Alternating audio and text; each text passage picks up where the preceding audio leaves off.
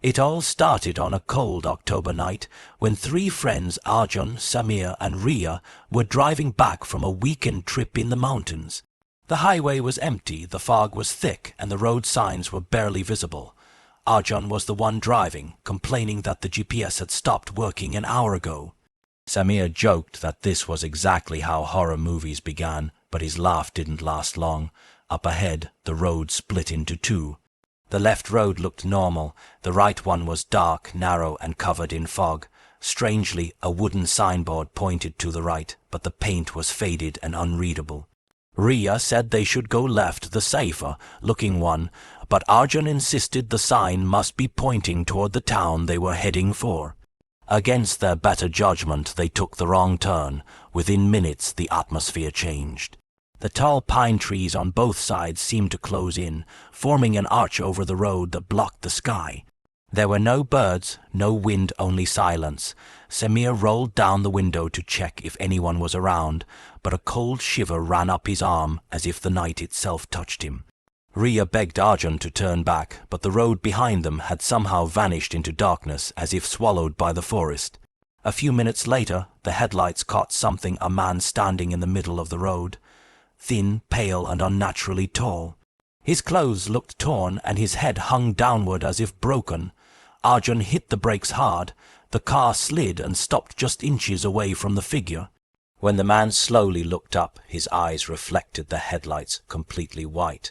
Before any of them could react, he slammed both hands on the hood, cracking the windshield. His fingers were long, too long, bending in ways that no human fingers could. Arjun reversed the car instantly, but the figure crawled onto the roof in seconds. The metal dented under its weight. A deep crawling sound echoed as it moved toward the windshield, its white eyes staring through the glass. Arjun accelerated, hoping the creature would fall off, and it did, rolling on the road with inhuman speed. But when they looked back, it wasn't lying there, it was already standing, watching them as they fled deeper into the forest. They drove blindly until they reached an old wooden cabin with lights flickering inside. Ria screamed at Arjun not to stop, but he insisted they needed help. The three rushed to the cabin door and knocked desperately. An old woman opened it, eyes wide with fear when she saw them. Without asking anything, she pulled them inside and shut the door instantly, locking 3 heavy bolts. "You shouldn't have taken that road," she whispered. "That creature follows those who enter its territory." The lights began to flicker violently. The woman's face turned pale. "It's already here." A loud scratching sound spread from the walls. Samir peeked through a window. The creature was circling the cabin, dragging its claws across the wood. Suddenly, one of its arms slid through a gap in the boards, trying to reach inside.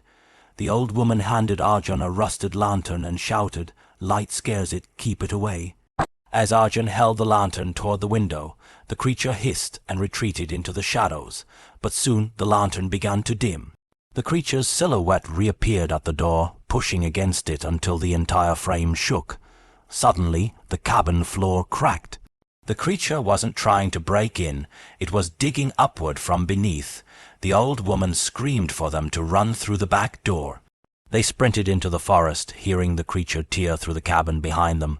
Samir stumbled, falling face first onto a tree root. When Ria helped him up, they both froze. In front of them, dozens of wooden signboards stood in a circle. All of them pointed in different directions with no roads, no paths, just darkness. Arjun realized the truth. The forest was trapping them. A familiar white pair of eyes glowed behind the trees, then another pair and another. Multiple creatures stepped out of the shadows, identical to the first one. Pale, tall, bending, crawling. Arjun, Ria, and Samir held their breath as the creatures closed in. But suddenly, the blinding beam of a truck's headlights appeared from behind. A ranger truck burst through the trees, horn blaring. The creatures screeched and disappeared into the darkness. The ranger yelled at the 3 friends to get in.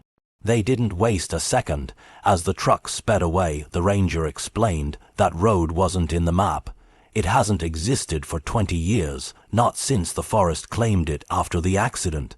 Ria asked what accident he meant. The ranger replied quietly, "The people who got lost there, they never came out. Some say the forest kept their souls, twisted them." The friends sat in silence, terrified. When they finally reached the highway, Arjun turned around to thank the ranger, but the seat was empty. The truck was driving itself, the ranger was gone, and on the side mirror the pale white eyes stared back at them from the forest's edge as if waiting for their return.